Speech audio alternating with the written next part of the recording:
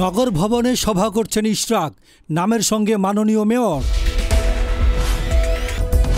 ঢাকার দক্ষিণ সিটি কর্পোরেশনের বর্জ্য ব্যবস্থাপনা বিভাগের কর্মকর্তা ও কর্মচারীদের সাথে মতবিনিময় করেছেন বিএনপি নেতা ইশরাক হোসেন। পরিচ্ছন্ন ঢাকা ও নাগরিক সেবা নিশ্চিতকল্পে এই সভার আয়োজন করা হয়।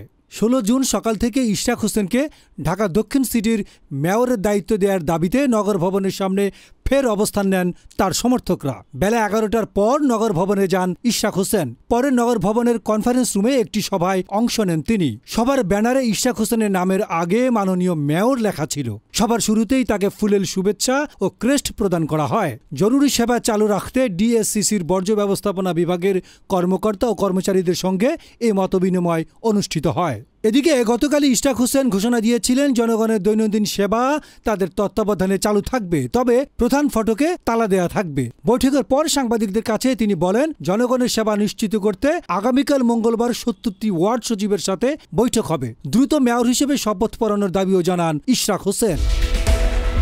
ডেস্ক রিপোর্ট, গণমানুষের আওয়াজ।